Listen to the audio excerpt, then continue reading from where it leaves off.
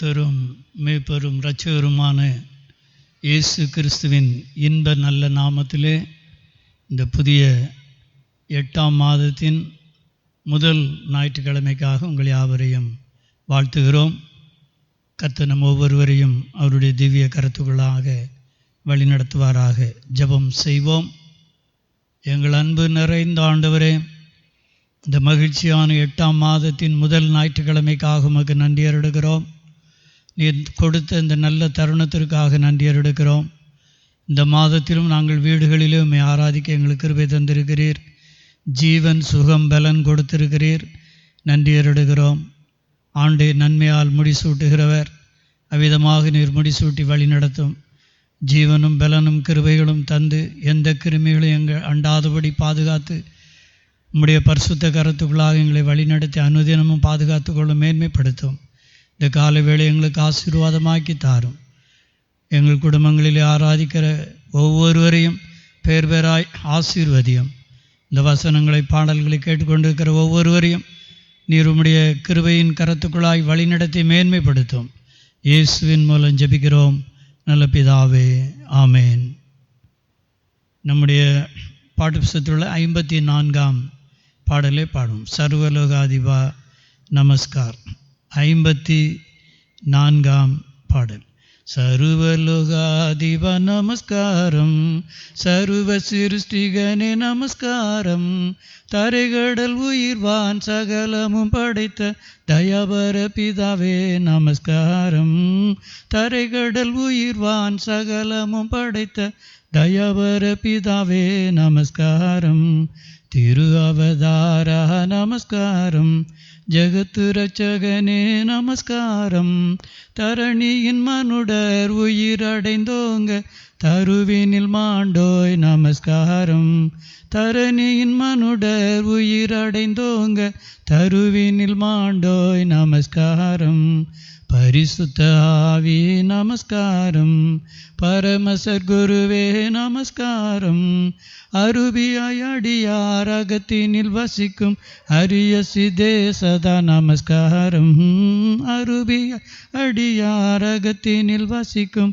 அரிய சிதே சதா நமஸ்காரம், முத்தொழிலோனே நமஸ்காரம், மூன்றிலொன்றோனே நமஸ்காரம், கர்த்தாதி கர்த்தா கருண சமுத்திர நித்ய திரியேகா நமஸ்காரம், கர்த்தாதி கர்த்தா கருண சமுத்திர நித்ய திரியேகா நமஸ்காரம், சர்வலோகாதிப நமஸ்காரம்.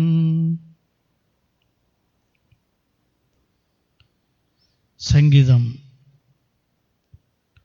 46ஆம் சங்கீதம் மாறி மாறி வாசித்துக் கொள்வோம். சங்கீதம் 46 வேத பகுதியாக ஏசாயா 55ஆம் அதிகாரம் முழுவதும் வாசித்துக் கொள்வோம். ஏசாயா 55ஆம் அதிகாரம்.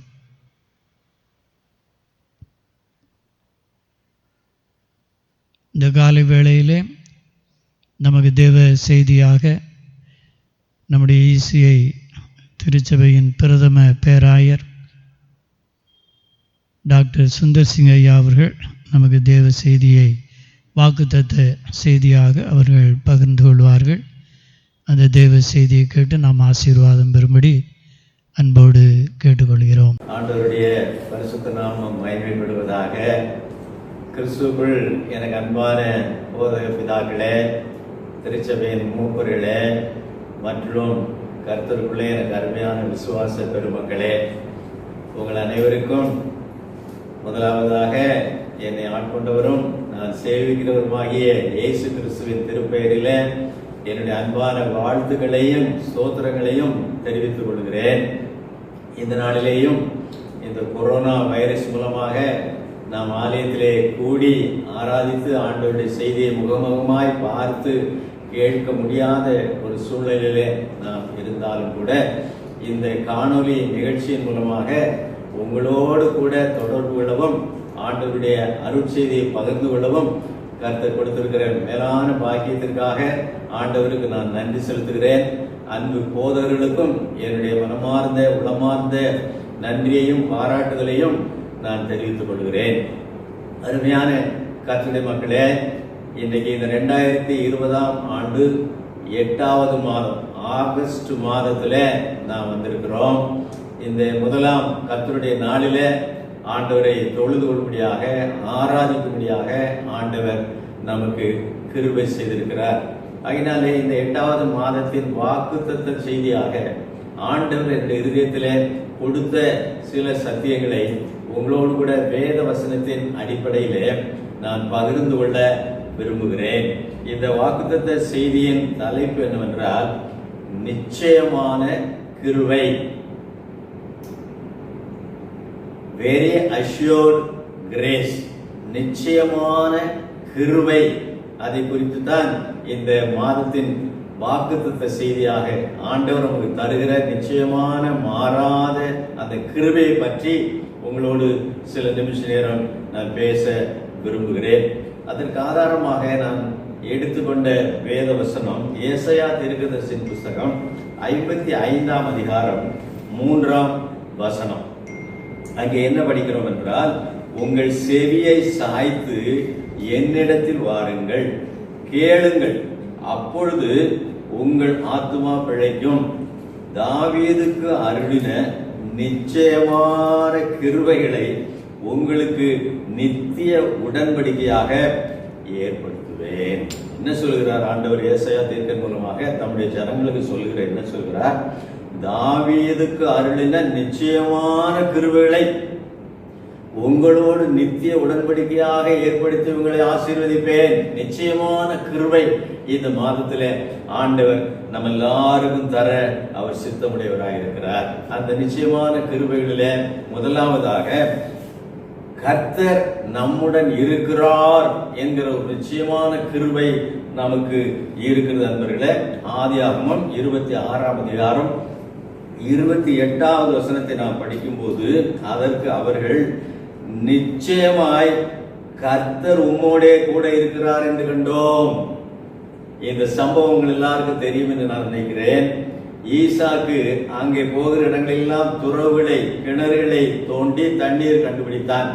ஆனால் அங்கு இருந்த அவருடைய விரோதிகள் எல்லாரும் அவனை துரத்தி விட்டார்கள். ஒவ்வொரு இடமாய் துரத்தி விட்டார்கள். கடைசியில ஒரு இடத்திலே சென்று அவன் தண்ணீர் துறவு தோண்டி அங்கே மகிழ்ச்சியாக சந்தோஷமாக இருக்கும்போது இவர்கள் எல்லாம் என்ன கண்டு கொண்டார்கள்?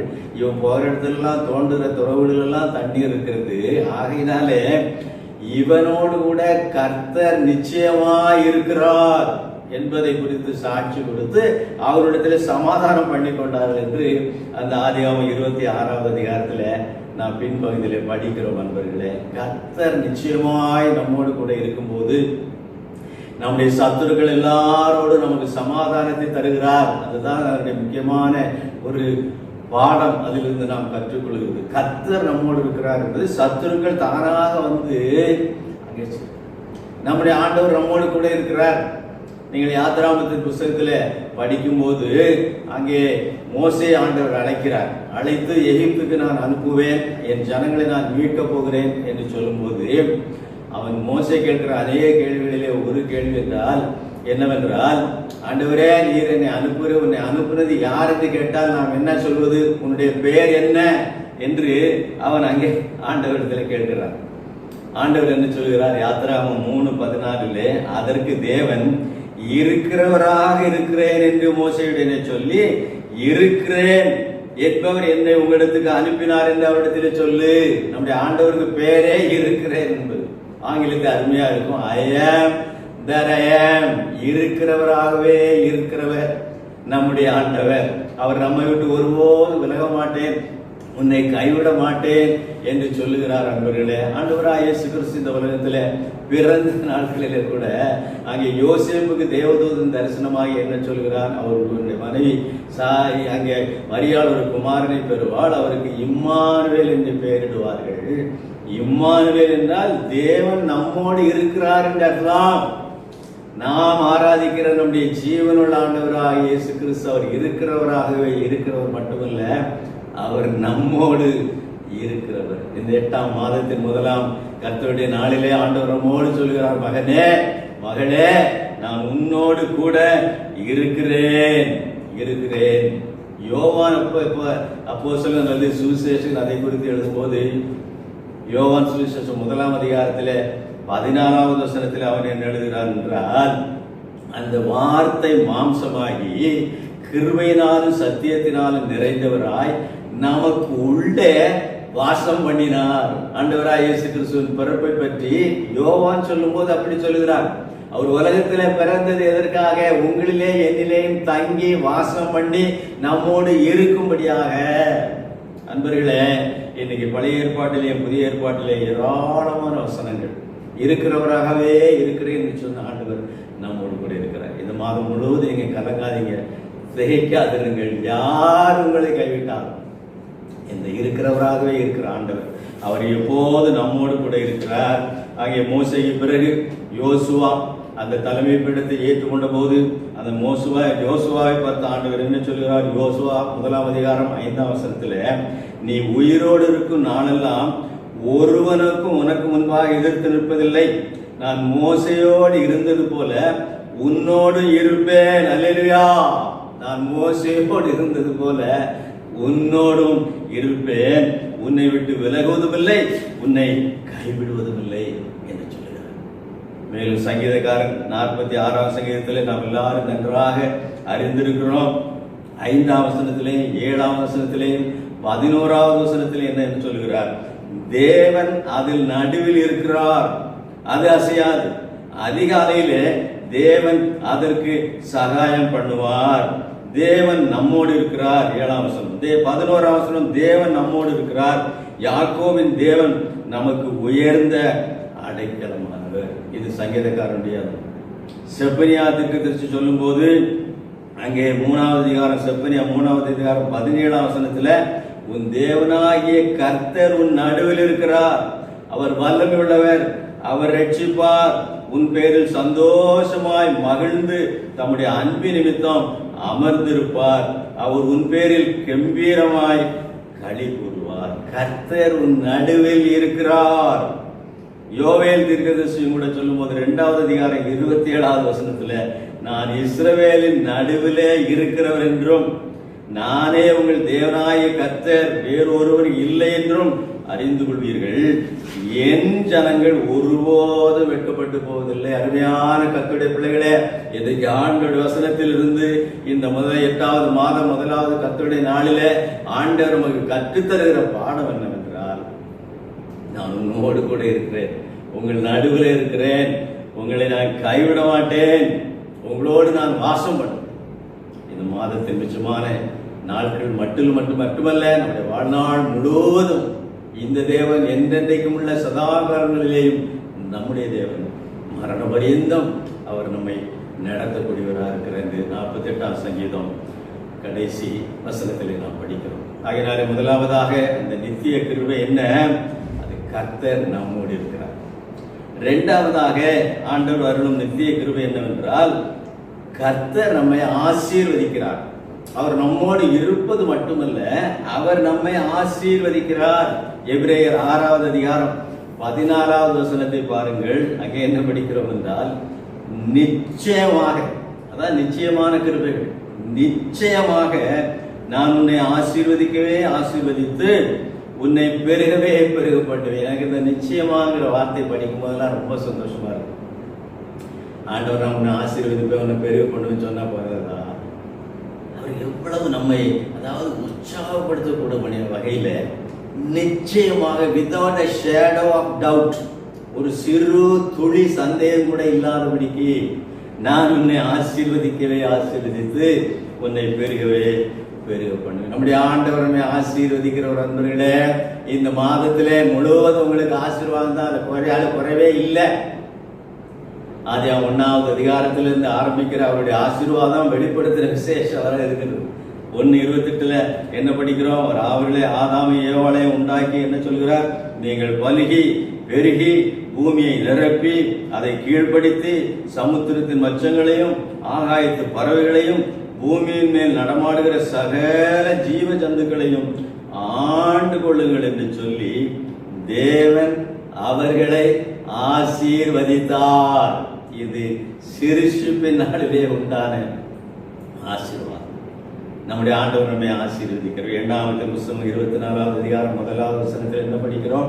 இஸ்ரவேலை ஆசீர்வதிப்பது கர்த்தருக்கு பிரியம். God delights in blessing us. என்ன மகிழ்ச்சி, என்ன சந்தோஷம் பாருங்க. நம்ம ஆசீர்வதிக்கிறது கடவுளுக்கு அதுல ரொம்ப இஷ்டம், அது ரொம்ப பிரியம்.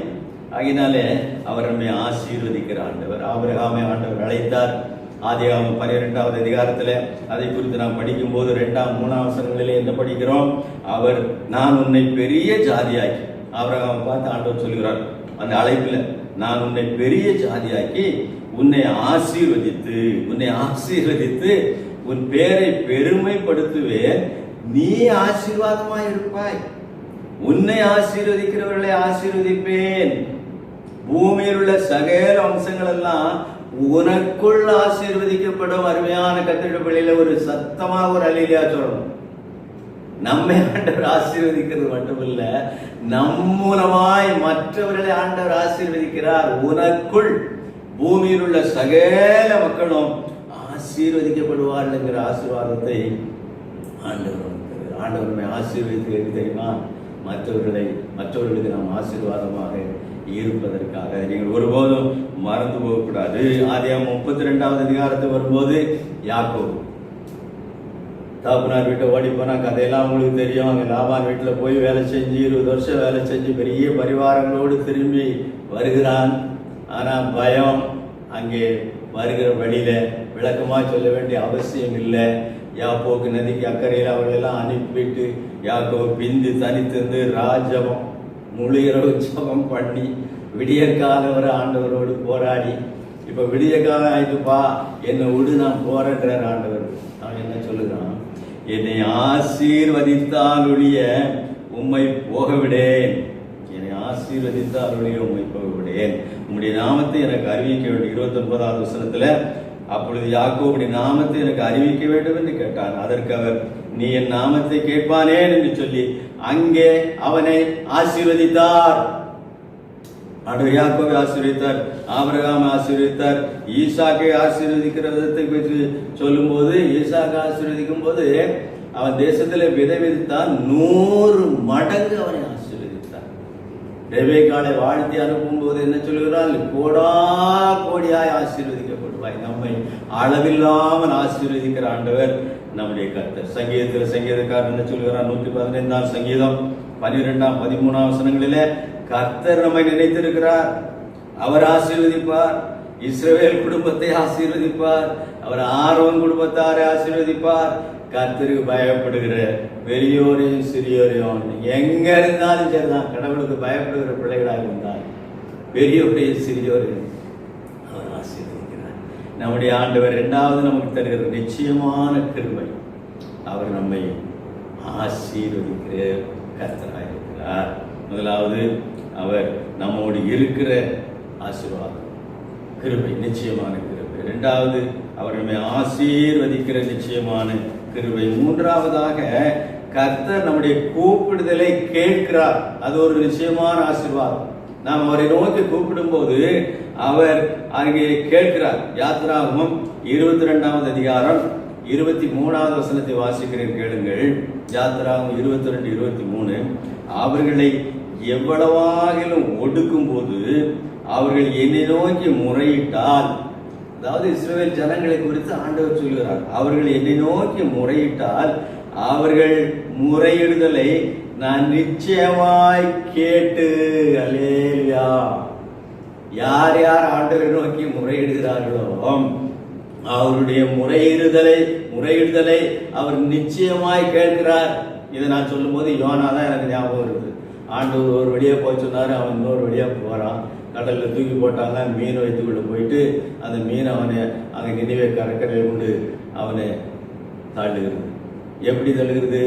வயிற்றுக்குள்ள இருந்து, மீன் வயிற்றுக்குள்ள இருந்து ஆண்டவர் நோக்கி அவன் ஜெபம் பண்ணான் என்று அங்கே யோனா 2வது அதிகாரத்தில் நம்ம படிக்கிறோம். எனக்கு அருமையான கருத்து பிள்ளைங்க, எந்த சூழ்நிலையிலிருந்து ஆண்டவர் நோக்கி முறையிட்டாலும், நீங்கள் ஜெபித்தாலும், வேண்டிக் கொண்டாலும் அதை அவர் நிச்சயமாய் கேட்கிறார். அவர் புறந்தள்ளுவதில்லை. என்னிடத்தில் வருகிற ஒருவனையும் நான் புறம்பே தள்ள மாட்டேன் என்று ஆண்டவர் சொல்லுகிறார். அன்பர்களே, யார் அவரை நோக்கி கூப்பிட்டாலும் அவர் அவர் கேட்கிறார். யாத்திராகமம் 3வது அதிகாரம் 7வது வசனத்திலே இஸ்ரவேல் ஜனங்களை எகிப்தியர்கள் அதிகமாய் கொடுமைப்படுத்தியிருந்தனால, சித்திரவதைப்படுத்தியிருந்தனால அவர்கள் ஆண்டவரை நோக்கி முறையிட்டார்கள். அப்போது என்ன படிக்கிறோம்? யாத்திராகமம் 3:7, அப்பொழுது கர்த்தர் எகிப்தில் இருக்கிற என் ஜனத்தின் உபத்திரவத்தை நான் பார்த்து ஆடோட்டிகளின் நிமித்தம் அவர்கள் இடுகிற கூக்குரலை கேட்டேன். அவர்கள் கூப்பிடுதலை நான் கேட்டேன். ஆகினாலே மோசே, நீ வா, உன்னை நான் அவர்களுக்கு அனுப்பி அவர்களை விடுதலையாக்க போகிறேன். இஸ்ரவேல் ஜனங்களுடைய கூக்குரலை, அழுகுரலை அவர் கேட்டார். ஆகாருடைய கண்ணீரை கண்டார், அவருடைய குரலை கேட்டார். நண்பர்களே, ஆகினாலே எரேமியா 33வது அதிகாரம் 3வது வசனத்தில் என்ன படிக்கிறோம்? என்னை நோக்கி கூப்பிடு, நான் உனக்கு உத்தரவு அருளி நீ அறியாததும் உனக்கு எட்டாததுமான பெரிய காரியங்களை உனக்கு அறிவிப்பேன். என்ன ஆச்சரியம், எவ்வளவு சந்தோஷமான காரியம். என்னை நோக்கி கூப்பிடு, நான் உனக்கு உத்தரவு தர்றேன். I am a prayer answering God. அதான் நமக்கு ஜெபத்தை கேட்கிற ஆண்டவர். சங்கீதக்காரர் 65வது சங்கீதத்தில் சொல்லும்போது, ஜெபத்தை கேட்கிறவரே மாம்சமான யாவரும் உம்மிடத்திலே வருவார்கள். அவர் ஜெபத்தை கேட்கிறவர், நம்முடைய ஜெபத்தை அல்ல தட்ட மாட்டார். யார் கூப்பிட்டாலும் அவர் செவி கொடுக்கிறார். 34வது சங்கீதம் 4ஆம் 6ஆம் வசனங்களில் படிக்கும்போது, நான் கர்த்தரை தேடினேன், அவர் எனக்கு செவி கொடுத்து என்னுடைய எல்லா பயத்துக்கும் என்னை நீங்களாகிவிட்டார். இந்த ஏழை கூப்பிட்டான். 6ஆம் வசனம், இந்த ஏழை கூப்பிட்டான், கர்த்தர் கேட்டு அவனை அவன் இடுக்கண்களுக்கெல்லாம் நீங்களாக்கி ரட்சித்தார். ஏழை கூப்பிட்டான், கர்த்தர் கேட்டு அவனுடைய இடுக்கண்களெல்லாம் அவனை நீங்களாக்கி அவனை ரட்சித்தார். அருமையான கர்த்தருடைய பிள்ளைகளே, இந்த நாட்களிலே நீங்கள் ஒருவேளை ஒரு காரியத்துக்காக ஜெபித்து, அநேக நாட்களாக ஜெபித்து, மாதங்களாக ஜெபித்து பதில் வரவில்லை என்று அங்கலாய்த்துக் கொண்டிருக்கிறீர்களா? இன்றைக்கு ஆண்டவருடைய வசனத்தின் அடிப்படையிலே நான் உங்களுக்கு சொல்லுகிறேன். உங்களுடைய முறையிடுதல் அவருடைய சந்நிதியிலே போய் எட்டி இருக்கிறது. சகரியா, எலிசபெத் அங்கே தேவதூதன் சொல்லும் போது உங்களுடைய விண்ணப்பம் அங்கே வந்து எட்டது. அப்போ சில 10வது அதிகாரத்தில் கொர்நேலியு அவன் எவ்வளோ நாள ஜெபம் பண்ணியிருக்கான், தான தர்மம் அங்கீகரிக்கப்பட்டது, உன்னுடைய ஜெபம் கேட்கப்பட்டது. ஒரு தேவதூதனை அவர் அனுப்புவார். சரியான வேளையில, ஏற்ற வேளையில அவர் சகாயம் செய்யும் கிருபையை நமக்கு அருளக்கூடிய ஒரு ஆண்டவராக இருக்கிறார். தொடர்ந்து அவரை நோக்கி கூப்பிடுவோம். ஆண்டவர் ஊமையாய் சொல்லும் போது கூட, அநீதியுள்ள நியாயாதிபதி ஒருத்தன் போய் அது ஒரு சிறிய அங்கே அவனுடைய முறையிடும் போது, ஐயா இந்த அம்மா ரொம்ப தொந்தரவு பண்ணுகிறான், ஆயினாலும் நான் இறங்கி உதவி செய்வேன் என்று ஆண்டவரே ஊமையிலே சொல்கிறார். நம்முடைய ஜெபத்தை அவர் கேட்கிறார், அல்ல தட்டுவதில்லை. மத்தேயு 7:11, ஆகையால் பொல்லாதவர்களாகி நீங்கள் உங்கள் பிள்ளைகளுக்கு நல்ல ஈவுகளை கொடுக்க அறிந்திருக்கும் போது பரமபிதாவானவர் தம்மிடத்திலே வேண்டிக் கொள்கிறவர்களுக்கு நன்மையானவர்களை கொடுப்பது அதிக நிச்சயம் அல்லவா? பொல்லாதவர்களாய் நீங்களே உங்கள் பிள்ளைகளுக்கு கொடுக்குறீங்களே, நான் நல்ல ஆண்டவர் செய்ய மாட்டேனா? யோசிச்சு பாருங்க. கத்துக்கு யோசி, நன்றா சிந்தியுங்கள். காக்கைக்கு தன் குஞ்சு பொன் குஞ்சுன்பார்கள்ல, காக்கா கூட தான் குஞ்சுனா இறங்கும். பொல்லாதவர்கள் கூட தங்களுடைய பிள்ளைகளுக்கு இறங்குகிறார்கள். நல்ல ஆண்டவர், நம்முடைய பிதாவாகிய கடவுள் உண்டாக்கினவர், நமக்காக தன்னுடைய உயிரே கொடுத்தவர் நம்முடைய விண்ணப்பத்தை கேட்க மாட்டாரா? நம்பிக்கையாக சோர்ந்து போகாமல் ஜெபம் பண்ணுங்கள். எபேசியர் 3வது அதிகாரம் 20ஆம் வசனம் உங்கள் எல்லாருக்கும் தெரியும். நாம் நினைக்கிறதற்கும் வேண்டிக் கொள்கிறதற்கும் மிக அதிகமாய் கிரியை செய்ய வல்லவர் என்று அங்கே பவுலடியார் எழுதுகிறார். நினைக்கிறதுக்கு வேண்டிக் கொள்ளுங்க மிக அதிகமாய் கிரியை செய்யக்கூடியவர். ஆனால் 3வது நிச்சயமான கிருபை என்னவென்றால், கர்த்தர் நம்முடைய கூப்பிடுதலை கேட்கிறார், நம்முடைய ஜெபங்களை கேட்கிறார். அது 3வது நிச்சயமான கிருபை. 4வதாக என்ன நிச்சயமான கிருபை என்றால், அங்கே ஏசாயா 33:16 அவன் உயர்ந்த இடங்களில் வாசம் பண்ணுவான், கண்மலைகளின் அரண்கள் அவனுடைய உயர்ந்த அடைக்கலமாகும். அவன் அப்போ நல்லா கவனிங்க, அவன் அப்பம் அவனுக்கு கொடுக்கப்படும், அவன் தண்ணீர் அவனுக்கு நிச்சயமாய் கிடைக்கும். நிச்சயம், அவனுடைய தண்ணீர் அவனுக்கு நிச்சயமாய் கொடுக்கப்படும். இதிலிருந்து நான் எடுத்துக்கொள்கிற 4வது நிச்சயமான கிருபை என்னவென்றால், கர்த்தர் நம்மை போஷிக்கிறார். அவர் நம்மோடு அவர் இருக்கிறவர் மட்டுமல்ல, நம்முடைய விண்ணப்பங்களை கேட்கிறவர் மட்டுமல்ல, அவர் நம்மை போஷிக்கிறவராக இருக்கிறார். அவனுக்கு தண்ணீர், அப்பவும் தண்ணீர் நிச்சயமா கிடைக்கும். சங்கீதக்காரன் சொல்கிறான் 37ஆம் சங்கீதத்துல, நான் இளைஞனா இருந்தேன், முதிர் வயது உள்ளவனுமானேன். இப்போ மொட்டி முடியெல்லாம் கொட்டி மொட்டை தின ஆயிட்டேன். சின்ன வயசுல இருந்தே நான் பார்த்துக்கிட்டு இருக்கேன். ஆனாலும் நீதிமான் கைவிடப்பட்டதையும் அவன் சந்ததி அப்பத்துக்கு இறந்து திரிகிறதையும் நான் காணவில்லை. God will never ever forsake his children. அவர் எல்லா ஜீவன்கள் 115 45 சங்கீதம் 15 16 வசனங்களில் 115 45 சங்கீதத்தில் எல்லா ஜீவன்களின் கண்களும் உம்மை நோக்கி கொண்டிருக்கிறது. ஏற்ற வேளையிலே நீர் அவர்களுக்கு ஆகாரம் கொடுக்கிறீர். யோசிப்பாரு, சாதாரண பிராணிகளா இருந்தாலும் பறவைகளா இருந்தாலும் அவர்களுடைய மேலா இருக்கிற நம்மை போஷிக்க மாட்டாரா? ஜீவன்கள் எல்லாம் உம்மை நோக்கி கொண்டிருக்கிறது. ஏற்ற வேளையிலே நீர் அவர்களுக்கு ஆகாரம் கொடுக்கிறீர். நீர் உமது கையை திறந்து சகல பிராணிகளின் வாஞ்சையையும் திருப்தியாக. அன்பான கர்த்தருடைய பிள்ளைகளை அவர் நம்மை போஷிக்கிறார். பஞ்ச காலத்தில் எலியாவை காகங்களை கொண்டல்லவா போஷித்தார். எவ்வளவு அற்புதமான செயல் நண்பர்களே. நினையாத திசையிலிருந்து எதிர்பாராத விதத்துல எதிர்பாராத நபர்களை அல்லது பிராணிகளை கொண்டு பறவைகளை கொண்டு அவர் தம்முடைய ஜனங்களை போஷிக்கிறவராயிருக்கிறார். நம்முடைய தேவைகளை அவர் சந்திக்கிறார். லூக்கா 12ஆம் அதிகாரம் 28வது வசனத்திலேயும் மத்தேயு 6ஆம் அதிகாரம் 30வது வசனத்திலே என்ன படிக்கிறோம்? அற்ப விசுவாசிகளே, இன்றைக்கு இருந்து நாளைக்கு அடுப்பிலே போடப்படும் காட்டு புல்லுக்கு தேவன் இவ்விதமாய் உடுத்து வைத்தால் உங்களுக்கு உடுத்து வைப்பது அதிக நிச்சயம் அல்லவா? தெருவில் ஆகாயத்தில் பறக்கிற பறவைகள், காட்டு புஷ்பங்கள் சும்மா வளர்ந்து கிடக்குது, புஞ்செடி கொண்டு கிடக்குது. அது என்ன அழகான பூக்களை தருது. அதெல்லாம் நடத்துகிற ஆண்டவராகிய நான் உங்களை போஷியாமல் இருப்பேனோ? கர்த்தர் நம்மை போஷிக்கிறவராக இருக்கிறார். நம்முடைய தேவைகள் எல்லாம் சந்திக்கக்கூடியவராக இருக்கிறார். எது நமக்கு குறைவா இருந்தாலும் சங்கீதக்காரன் சொல்கிறார், கர்த்தர் மேய்ப்பராக இருக்கிறார், நான் தாழ்ச்சி அடையேன். அவர் என்னை புல்லுள்ள இடங்களில் மேய்த்து அமர்ந்த தண்ணீர் என்னை கொண்டு போய் விடுகிறார். அவர் என் ஆத்துமாவை தேற்றுகிறார். நல்ல பச்சையா புல்லு இருக்கிற இடத்துல கொண்டு போறாருன்னா செழிப்பா சாப்பாடு கொடுக்கிறாரு அர்த்தங்க. அவர் என்னை புல்லுகளில் மேய்த்து அமர்ந்த தண்ணீர் அண்டையிலே கொண்டு போய் விடுகிறார். நான் அநேக தடவைகளிலே அதுக்கு என்னுடைய மொழிபெயர்ப்பாக நான் சொல்லி இருக்கிறது என்றால், அவர் என்னை பசும்புல் அண்டையிலே மேய்த்து அவர் என்னை அமர்ந்த தண்ணீர் அண்டையிலே கொண்டு போகிறார் என்று சொல்லுவதற்கு நான் சொல்லுகிறதுன்னா, அவர் எனக்கு பிரியாணி தந்து மினரல் வாட்டர் கொடுத்து என்னை போஷிக்கிறார். அது என்னுடைய மொழிபெயர்ப்பு. அந்த வசனத்துக்கு நல்ல சாப்பாடு தந்து சுத்தமான குடிநீரை தந்து நம்மை ஆசீர்வதிக்கிறார்.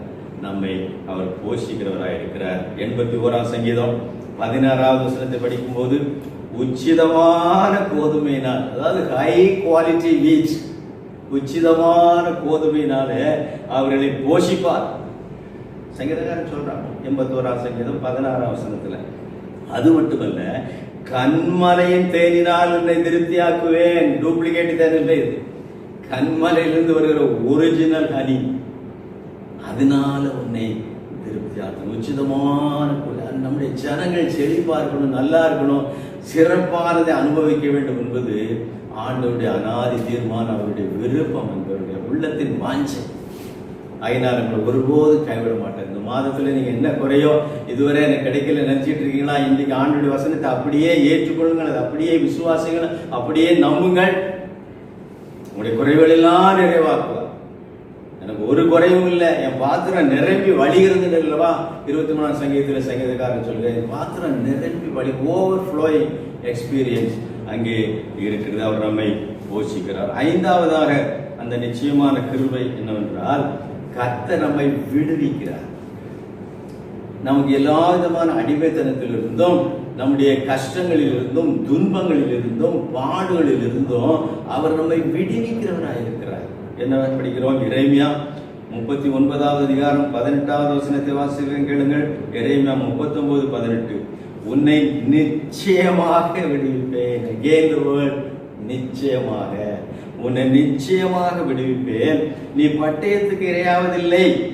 நீ என்னை நம்பினபடியால் உன் பிராணன் உனக்கு கிடைத்த கொள்ளை பொருளை போல இருக்கும் என்று கர்த்தர் சொல்கிறார். நீ என்னை நம்பினபடினால உன் பிராணன் போகாது. அது உனக்கு கிடைத்த கொள்ளை பொருள். நான் நிச்சயமாய் உன்னை விடுவிக்கிறவராக இருக்கிறேன். அருமையான கர்த்தருடைய பிள்ளைகளே, இந்த நாட்களிலே நீங்கள் எண்ணத்திலே அடிமைப்பட்டு கிடக்கிறீர்கள். கடன் தொல்லையா, வியாதியா, வேலை இல்லாதனால வறுமையா, வருமானம் இல்லையா, போஷிப்பு இல்லையா? அவர் போஷிக்கிறது மட்டுமல்ல, அவர் நம்மை விடுவிக்கிறார். 34ஆம் சங்கீதம் 19வது வசனத்திலே படிக்கும்போது, நீதிமானுக்கு வரும் துன்பங்கள் அநேகமாயிருக்கும், கர்த்தர் அவைகள் எல்லாவற்றிலும் நின்று அவனை விடுவிப்பார். நீதிமான்களுக்கு கஷ்டம் வரும், துன்பம் வரும். யோவான் 16வது அதிகாரத்திலே ஆண்டவரே சொன்னார், உலகத்திலே உங்களுக்கு உபத்திரம் உண்டு, ஆனாலும் திடன் கொள்ளுங்கள், நான் உலகத்தை ஜெயித்தேன். ஆமென். உலகத்தை ஜெயித்த ஆண்டவர் நம்மோடு கூட இருக்கிறார். உபத்திரவங்களின் மத்தியிலே, பாடுகளின் மத்தியிலே அவர் நம்மோடு இருக்கிறார். ஏனென்றால் நம்முடைய பாடுகள், நம்முடைய துக்கங்கள், நம்முடைய ரோகங்கள், நம்முடைய நோய்கள் எல்லாவற்றையும் சிலுவையிலே அவர் சுமந்து தீர்த்து விட்டார். அதனாலே நமக்கு நித்தியமான ஒரு விடுதலை ஆண்டுடைய சிலுவையின் மரணத்தின் மூலமாக நமக்கு கிடைத்திருக்கிற நண்பர்களே. அவர் நம்மை விடுவிக்கிற ஆண்டவர். அது 5வதாக நமக்கு இருக்கிற நிச்சயமான கிருபை. 70ஆம் சங்கீதம் 5வது வசனத்திலே பார்க்கும்போது, நானோ சிறுமையும் எளிமையுமானவன், தேவனே என்னிடத்தில் தீவிரமாய் வாரும், நீரே என் துணையும் என்னை விடுவிக்கிறவருமானவர், கர்த்தாவே தாமதியாதேயும் என்று அங்கே சங்கீதக்காரன் வேண்டுகிறான்.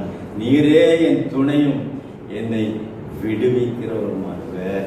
நம்ம ஆபத்து காலத்துல அனுகூலமான துணையாய் இருந்து நம்ம எல்லா ஆபத்துகளில் நின்று விலக்கி காக்கிறவராயிருக்கிறார். இந்த கொரோனா வியாதியிலிருந்து கூட ஆண்டவர் நம்மை விலக்கி காத்திருக்கிறார் அல்லவா? ஜீவனோடு சுகத்தோடு இருப்பது அவருடைய சுத்த கிருபை அல்லவா? ஆகினாலே அவர் நம்மை விடுவிக்கிறவராயிருக்கிறார். மீகா 2வது அதிகாரம் 12வது வசனத்திலே பாருங்கள், யாக்கோபின் ஜனங்களே, உங்கள் எல்லாரையும் நான் நிச்சயமாய் கூட்டுவேன். அதாவது அடிமைப்பட்டு போனவர்களை அவர் மறுபடியுமாய் விடுதலையாக்கி கொண்டு வருவதை பற்றி சொல்லும் போது அப்படி சொல்ல, உங்கள் எல்லாரையும் நிச்சயமாய் கூட்டுவேன், இஸ்ரவேலில் மீதியானவர்களை நிச்சயமாய் சேர்ப்பேன். என்ன அஷ்யூரன்ஸ் ஆண்டவர் அங்கே நமக்கு தருகிறார் பாருங்க. எந்த கஷ்டத்தில் இருக்கீங்க, எந்த அடிமைத்தனத்தில் இருக்கிறீங்க, உங்களை நிச்சயமாய் விடுவித்து உங்களை ஒன்றாய் சேர்ப்பேன், உங்களை ஒன்றாய் கூட்டுவேன். குடும்பத்தில் இன்னைக்கு பிரச்சனையா? குடும்ப பிரிவினையில் இருக்கிறீர்களா? குடும்பத்தை விட்டு பிரிந்து விலகி இருக்கிறீர்களா? அன்பர்களே, ஆண்டவர் அந்த பிரிவினை நின்று உங்களை விடுதலை தந்து மறுபடியும் கூட்டி சேர்ப்பேன் என்று சொல்கிறார். உங்களை ஒன்றாக இணைப்பேன் என்று சொல்கிறார். அதுதான் 5வதாக அவர் தருகிற நிச்சயமான ஒரு கிருபை. கர்த்தர் நம்மை விடுவிக்கிறவராயிருக்கிறார். எல்லா சாபத்திலும் நின்று, எல்லா கோபாக்கிலும் நின்று, எல்லா வெள்ளி சூனிய கட்டுகளில் நின்று, பிசாசின் தொல்லைகளில் இருந்து, கடன் பிரச்சனைகளில் இருந்து, எல்லா விதமான சூழ்நிலையிலிருந்து நம்மை அவர் விடுதலையாக்கக்கூடியவராயிருக்கிறார். 6வதாக கர்த்தர் நமக்கு திருப்பி தருகிறார். இது 6வதான நிச்சயமான கிருபை. கர்த்தர் நமக்கு திருப்பி தருகிறார். 2 சாமுவேல் 9வது அதிகாரம் 7வது வசனத்தை படிக்கிறேன், கேளுங்கள். தாவீது அவனை பார்த்து, நீ பயப்படாது, உன் தகப்பனாகி யோனத்தான் நிமித்தம் நான் நிச்சயமாய் உனக்கு தயை செய்து உன் தகப்பனாகி சவுலின் நிலைகளெல்லாம் உனக்கு திரும்ப கொடுப்பேன். நீ என் பந்தியில் நித்தம் அப்பம் புசிப்பாய், நான் நிச்சயமாய் உனக்கு தயவு செய்த நிச்சயம். ஆண்டவர் என்ன சொல்ல தாவீதுக்கு? தாவீதை கொண்டு யோனத்தானுடைய மகனுக்கு என்ன சொல்கிறான்? மேபி விஷயத்துக்கு அவன் வழங்கினவன் அவன் இன்னும் உயிரோடு இருக்கிறான் என்று தெரிந்து யோனத்தானுடைய நண்பனாய் தாவீது இருந்தபடினால அவனுடைய மகனுக்கு உதவி செய்ய வேண்டும் என்று அவனை அழைத்து அவன் போஜன பந்தியில் உட்கார செய்து என்ன சொல்கிறார்? நான் நிச்சயமாய் உனக்கு தயை செய்து உன் தகப்பனாகி சவுலின் நிலங்களை எல்லாம் உனக்கு திரும்ப கொடுப்பேன். உங்க தாத்தாவுடைய நிலம் எல்லாம் உனக்கு திரும்ப கொடுப்பேன். இழந்து போயிருக்கிறீங்களா? எதையாவது நஷ்டப்பட்டு போயிருக்கிறீங்களா? கவலையோடு இருக்கிறீங்களா? சம்பாதிச்செல்லாம் போச்சேன்னு இருக்கிறீங்களா? அருமையான கர்த்தருடைய பிள்ளைகளே, God is going to restore everything back to you today. இன்றைக்கு அவைகள் எல்லாவற்றையும் உனக்கு திரும்ப அவர் தர வல்லவராய் இருக்கிறார், போதுமானவராய் இருக்கிறார். யோவேல் 2வது அதிகாரம் 25-26 வசனங்களிலே பார்க்கும்போது, கர்த்தர் அது என்ன சொல்கிறார்? நான் உங்களிடத்தில் அனுப்பின என் பெரிய சேனையாக வெட்டுக்கிளிகளும் பச்சை கிளிகளும் முசுக்கட்டை பூச்சிகளும் பச்சை புழுக்களும் பட்சித்த வருஷங்களின் விளைவை உங்களுக்கு திரும்ப அளிப்பேன். விளைச்சல் எல்லாம் பட்சித்து போட்ட அதனை இழந்து போனதை நான் உங்களுக்கு திரும்ப அளிப்பேன். எது? பூச்செல்லாம் சாப்பிட்டுச்சா, பச்சை கிளிகள் சாப்பிட்டுச்சா, வெட்டு கிளிகள் சாப்பிட்டுச்சா, முசுக்கட்டையா, பச்சை புழுக்களா, எதுவா இருந்தாலும் சரி, எந்த நிலையில நீங்கள் இழந்த நிலையில நீங்க காணப்பட்டாலும் ஆண்டவர் சொல்கிறான், திரும்ப அளிப்பேன். தொடர்ந்து என்ன படிக்கிற 26வது வசனத்துல, நீங்கள் சம்பூர்ணமாக சாப்பிட்டு திருப்தி அடைந்து உங்களை அதிசயமாக நடத்தி வந்த உங்கள் தேவனாய கர்த்தருடைய நாமத்தை துதிப்பீர்கள். என் ஜனங்கள் ஒருபோதும் வெட்கப்பட்டு போவதில்லை. என்ன ஆச்சரியம்! எவ்வளவு சந்தோஷமான காரியம்! எல்லாம் இழந்து போனதையும் அவர் திரும்பி தர வந்தவராயிருக்கிறார். மறுபடியுமாக ரெஸ்டோர் எவ்ரிதிங் பேக், எல்லாவற்றையும் மறுபடியும் கூட்டி தர அவர் போதுமானவராக இருக்கிறார். ஆமோஸ் 9வது அதிகாரம் 14வது வசனத்தில் என்ன படிக்கிறோம்? என் ஜனமாகிய இஸ்ரவேலின் சிறையிருப்பை திருப்புவேன். திரும்ப சிறையிருப்பை அது திருப்புவேன் அல்லது விடுதலை தருவேன். அவர்கள் பாழான நகரங்களை கட்டி, பாழாக போன நகரங்களை அவர்கள் திரும்ப கட்டி, நல்ல கவனிங்க, வசனம் எவ்வளவு அருமையா இருக்குது, எவ்வளவு உண்மையா இருக்குது. எல்லாம் இடிஞ்சு கிடக்கு, பாழா கிடக்கு, அதை நான் திரும்ப கட்டி அவைகளில் குடியிருந்து, நல்லா கவனிங்க, திராட்சை தோட்டங்களை நாட்டி அவைகளுடைய பலரசத்தை புசித்து தோட்டங்களை உண்டாக்கி அவைகளின் கனிகளை புசிப்பார்கள். அல்லேலூயா, அல்லேலூயா. உபாகமத்தின் புஸ்தகத்தில் என்ன நினைக்கிறாங்க, என்ன படிக்கிறோம் என்றால், நீங்கள் கட்டாத வீடுகளிலே குடியிருப்பீர்கள், வெட்டாத துறவுகளின் தண்ணீரை குடிப்பீர்கள், நடாத மரத்தின் கனிகளை புசிப்பீர்கள். ஆச்சரியமல்ல? ஆச்சரியமல்ல? எல்லாவற்றையும் அவர் நமக்கு தர வல்லவராயிருக்கிறார். கட்டாத வீடுகளிலே குடியிருப்பீர்கள். நீங்க கஷ்டப்பட்டு கட்டாத வீடுகளில் உங்களை குடியிருக்க செய்வார். நடாத மரங்களின் கனிகளை ஆண்டவர் தருவார். வெட்டாத துறவு கிணறுகளின் தண்ணீரை நீங்கள் குடி, எல்லாம் இலவசம். Everything is free. அதுதான் அவர் திருப்பி தரும்போது அப்படி தருவார். அவர் வனாந்தரத்திலே வழிகளையும் அவாந்தர வழிகளிலே ஆறுகளையும் உண்டாக்குறவர்.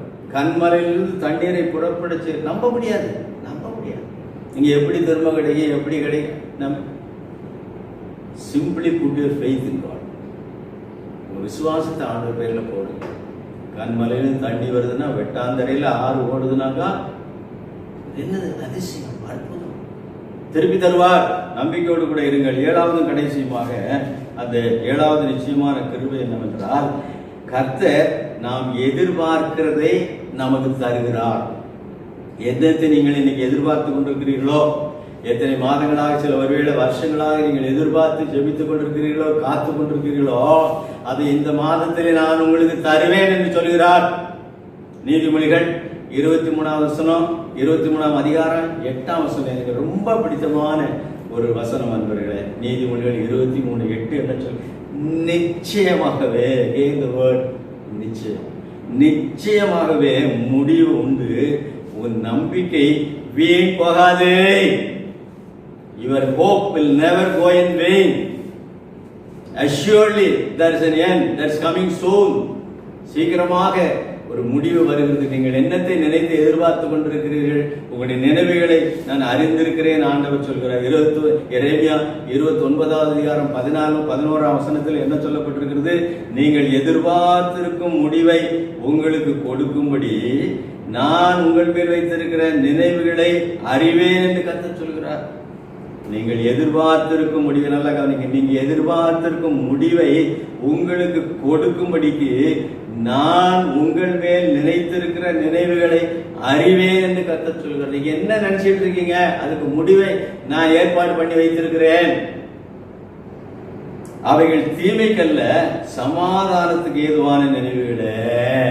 அது ஒரு நாள் நமக்கு தீங்கு வராத நண்பர்களே. நீங்க என்ன எதிர்பார்த்திருக்கிறீர்களோ அந்த எதிர்பார்ப்புதலுக்கு மேலாக அவர் செய்யக்கூடியவராய் அவர் இருக்கிறார். நீதிமொழிகள் 24வது அதிகாரம் 14வது வசனத்துல, அப்படியே ஞானத்தை அறிந்து கொள்வது உன் ஆத்மாவுக்கு இன்பமாயிருக்கும், அதை பெற்றுக்கொண்டால் அது முடிவில் உதவும். உன் நம்பிக்கை வீண் போகாது. ஆண்டவர் பேர்ல உறுதியான விசுவாசத்தோடு இருங்க. ஏசாயா 26:3 என்ன சொல்கிறது? அவரை கர்த்தரையே தன் நம்பிக்கையாக கொண்டு இருக்கிற மனுஷன் பாக்கியவான். ஏன்றைக்கு நாம் ஏசாயா 26:3 படிக்கிறதில்ல, அருமையான வசனம், அதை எடுத்து படிக்கிறது பாருங்க. உம்மை உறுதியாய் பற்றி கொண்ட மனதை உடையவன், உம்மையே நம்பி இருக்கிறபடியால் நீர் அவனை பூரண சமாதானத்துடன் அவரே நம்பி இருக்கிறதுனால அவர் நமக்கு எதிர்பார்க்கிறதை அவர் தரக்கூடியதாக இருக்கிறார். அதற்கு மேல கூட அவர் செய்வார். என்னத்தை எதிர்பார்த்திருக்கிறீர்கள்? வேலை வாய்ப்பா, பிள்ளைகளுக்கு திருமணமா, குழந்தை பாக்கியமா, பதவி உயர்வா, எதுவா இருந்தாலும் என்ன எதிர்பார்க்கிறீர்களோ இந்த மாதத்திலே அதை நான் உங்களுக்கு தருவேன் என்று ஆண்டவர் வாக்கு பண்ணுகிறார். உன் நம்பிக்கை ஒருபோது வீண் போகாது, நிச்சயமாகவே முடிவு உண்டு. ஆபகுக் 2ஆம் அதிகாரம் 3வது வசனம் எனக்கு பிரியமான அடுத்த வசனம். அது என்ன சொல்கிறது? ஆபகுக் 2:3, குறித்த காலத்துக்கு தரிசனம் இன்னும் வைக்கப்பட்டிருக்கிறது, முடிவிலே அது விளங்கும். நல்லா கவனிங்க, குறித்த காலத்துக்கு தரிசனம் வைக்கப்பட்டிருக்கிறது, அது முடிவிலே விளங்கும். அது பொய் சொல்லாது, அது தாமதித்தாலும் அதற்கு காத்திரு, அது நிச்சயமாய் வரும். அல்லேலூயா. குறித்த காலத்துக்கு தரிசனம் வைக்கப்பட்டிருக்கிறது, நீங்க எதிர்பார்த்து கொண்டிருக்கிறது, அது முடிவில் விளங்கும். அது பொய் சொல்லாது, தாமதித்தால் even if it is delayed you wait. அது தாமதித்தால் அதற்கு காத்திரு, அது நிச்சயமாய் வரும். அது தாமதிப்பது இல்லை. அன்பான கர்த்தருடைய பிள்ளைகளே, இது உங்களுடைய எதிர்பார்ப்புகள், உங்களுடைய நினைவுகள், உங்களுடைய எண்ணங்கள், உங்கள் விருப்பங்கள், வாஞ்சைகள் எதுவா இருந்தாலும் அதை நம்முடைய ஆண்டவர் நிறைவேற்றி தருவேன்கிற கிருபையை அவர் தருகிறார். ஆகினாலே மறுபடியுமாக நாம் யோசித்து பார்ப்போம். முதலாவதான நிச்சய கிருபை, கர்த்தர் நம்முடனே இருக்கிறார் என்பது. இரண்டாவதான நிச்சயமான கிருபை, கர்த்தர் நம்மை ஆசீர்வதிக்கிறார் என்பது. மூன்றாவதாக, கர்த்தர் நம்முடைய கூப்பிடுதலை கேட்கிறார் என்பது. நான்காவதாக, கர்த்தர் நம்மை போஷிக்கிறார். ஐந்தாவதாக, கர்த்தர் நம்மை விடுவிக்கிறார்.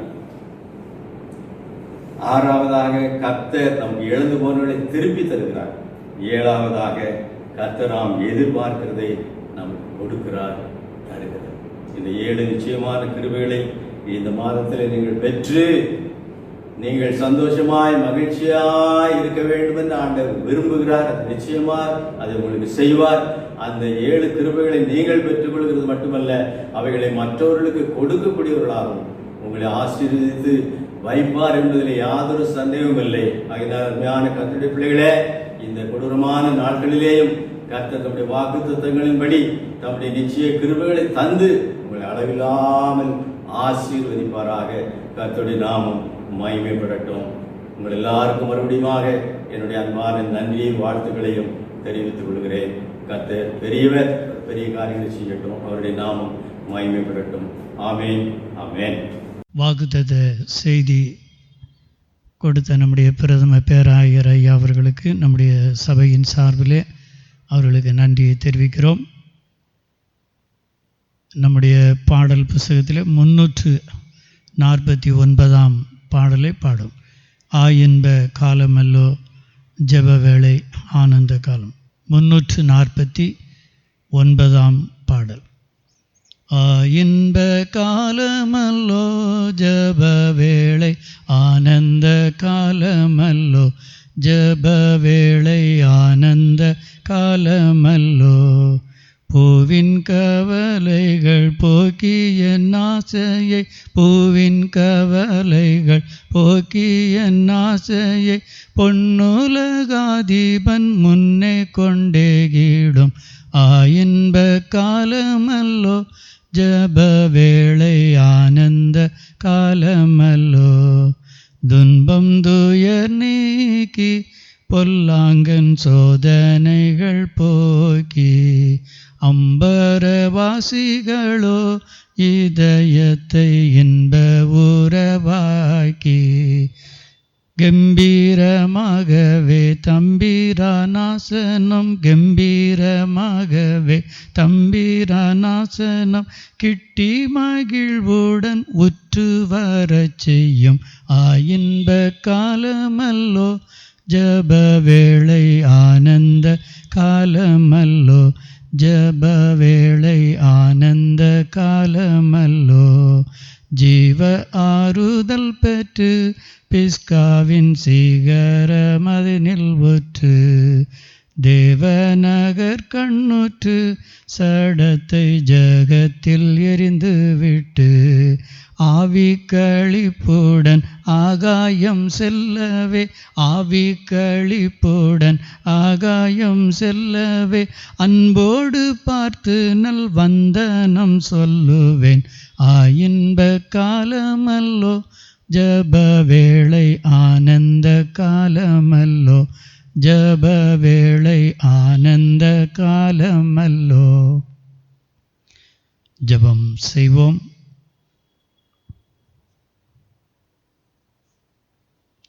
எங்கள் அன்பின் பிதாவே, இந்த வேளைக்காகவும் என் நன்றியோடுமை துதிக்கிறோம். அப்பா பிதாவே என்று அழைக்கிற சுவிகார பாக்கியங்கள் எங்களுக்கு தந்தீரே, அதற்காக கோடானு கோடி ஸ்தோத்திரம் ஏறெடுக்கிறோம். நீர் பரிசுத்தமுள்ளவர், இரக்கமுள்ளவர், கிருபை உள்ளவர், எல்லாம் உடைய சித்தத்தின்படி நீர் நடத்துகிறவர், அதற்காக நன்றி ஏறெடுக்கிறோம். இந்த 2020ஆம் ஆண்டில் 7 மாதங்களை கடந்து இந்த 8ஆம் மாதத்திலும் இந்த முதல் ஞாயிற்றுக்கிழமையிலே உம்முடைய வீடுகளிலே நாங்கள் ஆராதித்து உம்மை மகிமைப்படுத்த, துதிக்க, ஸ்தோத்திரிக்க, உள்ளத்தின் ஆழத்திலும் உம்மை மகிமைப்படுத்த எங்களுக்கு கிருபை தந்தீரே, அதற்காக நன்றி ஏறெடுக்கிறோம். அன்று ஆதி முற்பிதாக்கள், சீஷர்கள், ஆதி கிறிஸ்தவர்கள் மத்தியிலே நடந்தது போல இப்போதும் நாங்கள் வீடுகளிலே ஆராதிக்க கிருபை தந்திருக்கிறீர். உம்முடைய ஆலயங்கள் எப்பொழுது திறக்கிறதோ அப்பொழுது மகிழ்வோடு உம்முடைய சமூகத்திலே உம்முடைய ஜெப வேளையிலே நாங்கள் மகிழ்ந்து கழிவுற பண்ணும். இப்போதும் பாடுகிற பாடல்கள், வசனங்கள், சத்தியங்கள், கேட்ட வசனங்கள் யாவற்றையும் எங்களுக்கு ஆசீர்வாதமாக்கி தாரும். இந்த மாதம் முழுவதும் நீர் எங்களை வழிநடத்தும், கரம் பிடித்து வழிநடத்தும் கர்த்தாவே. என்னுடைய பிரதம பேராயர் அவர்கள் கொடுத்த அந்த சத்தியத்தின்படி நீர் நித்திய கிருபை எங்களுக்கு தருகிறவர் ஆண்டவரே. நிச்சயமாக நீர் கொடுக்கிறவர், நிச்சயமாக நீர் கொடுத்த அந்த கிருபைகளை தருகிறவர். ஆகவே நீர் எங்களோடு இருந்து தருகிறவர், எங்களை ஆசீர்வதிக்கிறவர், எங்கள் கூப்பிடுதலை நீர் கேட்கிறவர் ஆண்டவரே. எங்களை போஷிக்கிறவர், எங்களை விடுவிக்கிறவர், எங்களுக்கு இழந்தது எல்லாவற்றையும் நீர் திருப்பி தருகிறவர். நாங்கள் எதிர்பார்க்கிற முடிவை எங்களுக்கு தந்து எங்களை ஆசீர்வதிக்கிறவர். அதற்காக நன்றியோடுமை ஸ்தோத்திரிக்கிறோம். நிச்சயமாக அந்த கிருபைகளை தருகிறதற்காக இந்த புதிய மாதத்துக்கு நன்றி எடுக்கிறோம். எங்கள் ஈசிய பணிகளை ஆசீர்வதியும், ஊழியங்களை ஆசீர்வதியும். தந்தை பேராயர், பிரதம பேராயர் மற்றும் பேராயர்கள், போதகர்கள், விசுவாச குடும்பங்கள், ஒவ்வொரு மக்களையும் ஆசீர்வதியும். எங்கள் தேச தலைவர்களை ஆசீர்வதியும். திருச்சபை மக்களை ஆசீர்வதித்து தாரும். எங்கள் சபையில் ஒவ்வொரு குடும்பங்களை பாதுகாத்து கொள்ளும். குடும்பங்கள் கையிட்டு செய்கிற எல்லாவற்றையும் ஆசீர்வாதமாக்கி தாரும். எந்த கொரோனா கிருமிகளை எங்களை அண்டி கொள்ளாதபடி இரத்த கோட்டைகளாக உடைய அக்னியின் மதிலுக்குள்ளாய் பாதுகாத்து கொள்ளும். காவலர்களுக்காக ஜெபிக்கிறோம், டாக்டர்ஸ், நர்சஸுக்காக ஜெபிக்கிறோம் ஆண்டவரே. கார்பரேஷன் ஒர்க்கர்ஸுக்காக ஜெபிக்கிறோம். யாவரையும் நீர் பாதுகாத்து கொள்ளும். அரசு பணியாளர்கள், அதிகாரிகள் யாவரையும் நீர் பாதுகாத்து கொள்ளும் ஆண்டவரே. உடைய தேவ கரம் எங்கள் இந்திய திருநாட்டை பாதுகாத்து கொள்ளும். சுதந்திர தினத்தை கொண்டாடப் போகிற எங்களுக்கு, எங்கள் சுதந்திர இந்தியாவை உம்முடைய நீதிக்குள்ளாக, பரிசுத்தத்துக்குள்ளாக, எல்லா உம்முடைய விடுதலைக்குள்ளாய் நீர் வழி நடத்தும். உம்முடைய நன்மையின் கரம் எங்கள் தேசத்தை ஆட்கொண்டு உம்முடைய நீதியின் பாதையிலே, பரிசுத்தத்தின் பாதையிலே வழி நடத்தும். எல்லாரையும் ஆசீர்வதியும், போஷித்தருளும், மேன்மைப்படுத்தும். எங்கள் குடும்பங்களை ஆசீர்வதியும். புதிதாக கல்லூரிகள், பள்ளிகளுக்கு செல்ல இருக்கின்ற பிள்ளைகளை ஆயத்தப்படுத்தும். ஆன்லைன் வகுப்புகளிலே பயின்று கொண்டிருக்கிற பிள்ளைகளுக்கு ஞானத்தையும் பலத்தையும் தாரும். பயிற்சி கொடுக்கிற ஆசிரியர்கள், பள்ளிகள், கல்லூரிகளையும் நீர் ஆசீர்வதித்து தாரும். அவர்களுக்கு ஏற்ற ஞானத்தை நீர் தந்திட வேண்டுமாய் ஜெபிக்கிறோம். இந்த 8ஆம் மாதம் எங்களுக்கு ஒரு அனுக்கிரகத்தின் மாதமாய், ஆசீர்வாதத்தை சுதந்திரித்துக் கொள்கிற, சகல நன்மைகளை சுதந்திரித்துக் கொள்கிற மாதமாய் இருக்க கிருபை செய்யும். பாதுகாத்துக்கொள்ளும், மேன்மைப்படுத்தும். நாங்கள் காணிக்கைகளாக எடுத்து வைத்திருக்கிற எல்லா காணிக்கைகளையும் ஆசீர்வதித்து அங்கீகரியும். கொடுக்கிற கரங்களை ஆசீர்வதியும், எங்களை மேன்மைப்படுத்தும். இயேசுவின் மூலம் ஜெபிக்கிறோம் நல்ல பிதாவே, ஆமேன். நம்முடைய கர்த்தராகிய இயேசு கிறிஸ்துவினுடைய கிருபையும், பிதாவாகிய தேவனுடைய அன்பும், பரிசுத்த ஆவியானுடைய ஐக்கியம் நம் அனைவரோடும் கூட இன்றும் என்றும் நிலைத்திருப்பதாக, ஆமேன். என் ஆத்துமாவே கர்த்தரை ஸ்தோத்திரி, என் முழுவதுமே பரிசுத்த நாமத்தை ஸ்தோத்திரி. என் ஆத்துமாவே கர்த்தரை ஸ்தோத்திரி, அவர் செய்த சகல பாரங்களையும் மறவாதே. ஆமேன். ஸ்தோத்திரம்.